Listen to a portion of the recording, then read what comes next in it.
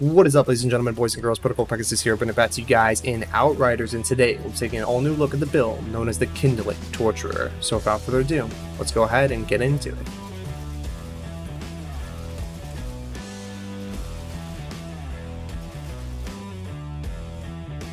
Alright, so the weapons are going to be as followed.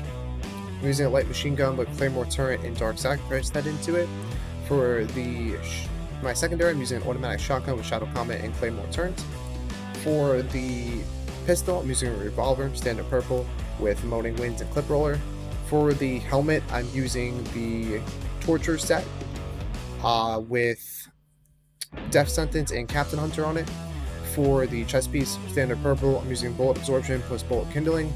For the pants, I'm using the Torturer set with Ashes and Leeches and Sharp Eye.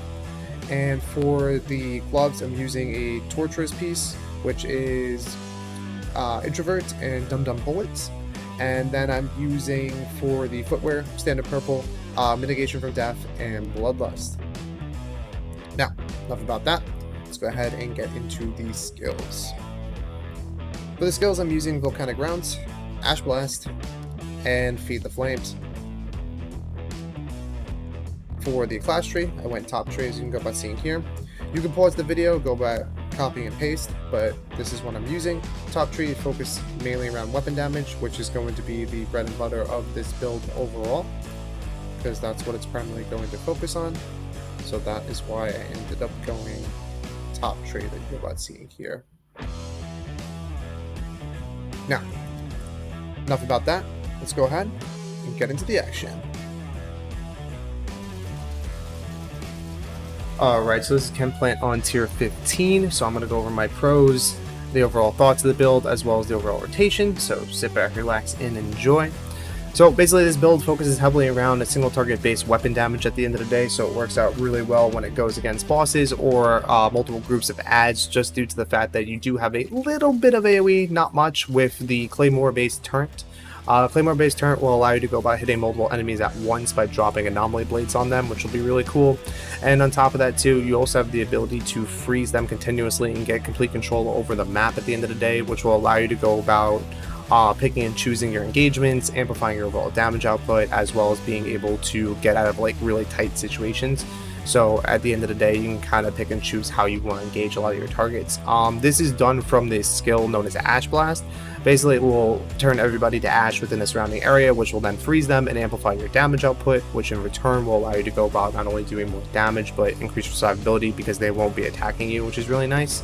And then from there, you do have Feed the Flames. Now, Feed the Flames is really cool because not only does it give you the ability to heal you, but it also gives you the ability to return 40% of your ammo back on the target that you end up siphoning the health from. So let's say, for example, if you are almost out on your light machine gun and you want to keep up your volcanic rounds, all you have to do is you just Feed the Flames, get 40% of your ammo back, and then from there just keep lacing into them with single target based weapon damage. So it's really nice because you don't have to worry about having mods like Perpetual Mobile or Toxic Lead or so on and so forth to be able to keep your ammo reserves up long enough to keep your volcanic rounds up. You can actually just use Feed the Flames and with that simple mod that ties into it, where anytime you use the ability you get 40% of the ammo back. So it just works out really well, just because of the fact that this is the only class that has the ability of doing that, so you actually don't hinder yourself by having to use specific mods that allow you to keep your ammo up continuously, so you can keep your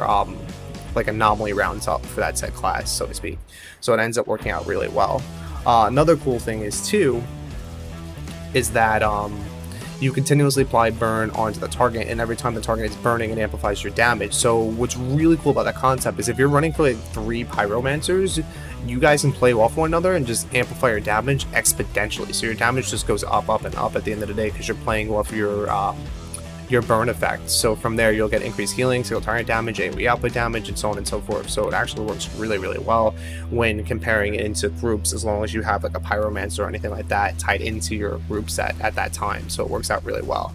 I have a shotgun with Comet and Anomaly rounds tied onto it when it comes to my secondary. So if I run out of volcanic rounds, I can just swap over and not have to worry about it at the end of the day, so it works out super well.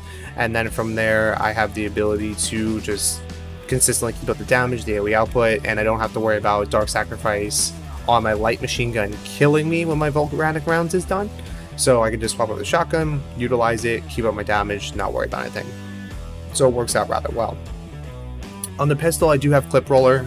If you've seen my other 2 build videos of my Technomancer and my Devastator, I love having Clip Roller. I think it's a fantastic mod at the end of the day, especially when it's utilized on the pistol, because it actually gives you a reason to use the pistol. If you don't know what Clip Roller is, basically if you shoot off half your magazine and end up rolling, it will reload all of your weapons without actually going through the animation of having to reload each and every weapon. It just instantly does it.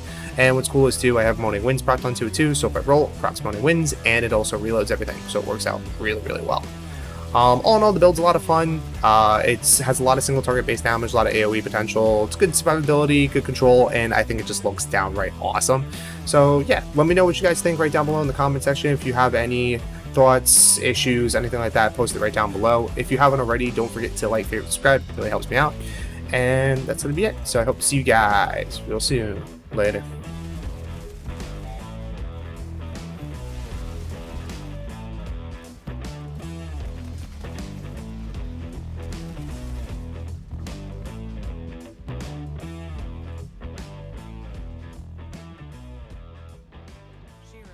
About those energy spikes?